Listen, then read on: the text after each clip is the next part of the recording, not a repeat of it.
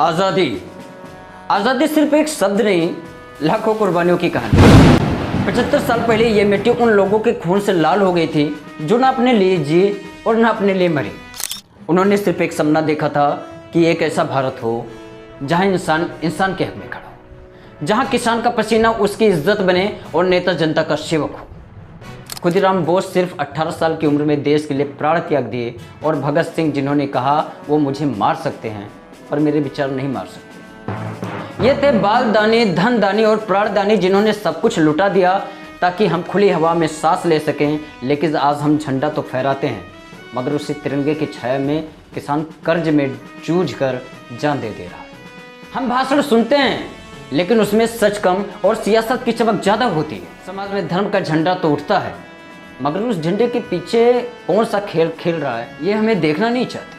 धर्म जो जोड़ने के लिए था अब तोड़ने का औजार बना लिया गया है। लोग एक दूसरे से लड़ रहे हैं जबकि असली लड़ाई भूख, बेरोजगारी और अन्याय से होनी चाहिए थी। जरूरत है कि हमें संविधान की उन धाराओं को बदलना चाहिए जो अब देश की प्रगति में बाधा है। लेकिन जब नेता ही वोट बैंक की राजनीति में डूबा हो तो कौन बदलेगा इसे? एक बड़ा सवाल। हमारी नीतियाँ ऐसी भी हैं कि किसान से लेकर नौजवान तक सारे परेशान हैं। शिक्षा नीति नौकरी से जोड़ने के बजाय सिर्फ डिग्री बांट रही है, और हमारा स्वास्थ्य तंत्र इलाज से ज़्यादा बिल बढ़ा। आज भी हमारा रुपया अंतर्राष्ट्रीय स्तर पर उसी व्यवस्था से बंधा है जो कभी इंग्लैंड के हाथों में था।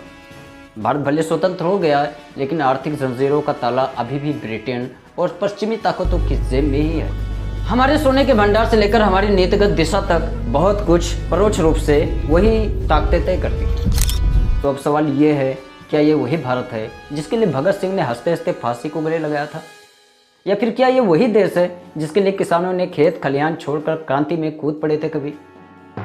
आज जरूरत है एक नए संकल्प की कि इस मिट्टी के किसान का हक हम छीनने नहीं देंगे। कि हमारा धर्म, जात और राजनीतिक चालों के जाल से निकलकर देश को उसके असली रास्ते पर ले जाएंगे और अपनी सोच के इस जंजीर को तोड़ देंगे। अगर सोच गुलाम है तो शरीर की आज़ादी सिर्फ एक दिखावा है, इसके अलावा कुछ भी नहीं। बस तिरंगा को सलाम करते वक्त एक बार खेत की मिट्टी, एक बार शहीद की माँ और एक बार अपने ज़मीर को ज़रूर याद करेंगे, क्योंकि आज़ादी सिर्फ मिली नहीं थी, छीन कर लाई गई थी और उसे बचाना हमारी जिम्मेदारी है। उन्होंने फांसी चूमा हमारे लिए, आज उन्हीं पर राजनीति हो रही है। जिन्होंने बलिदान दिया, सब कुछ ढूंढ कर छीन कर लाए हमारे लिए एक अच्छे देश निर्माण के लिए, आज उन्हीं पर उंगलियां उठाई जा रही। इसलिए याद करें, हमें उस भारत का निर्माण करना है जो पहले हुआ करती थी, अब वही चीज़ बनने का दिखावा करती है।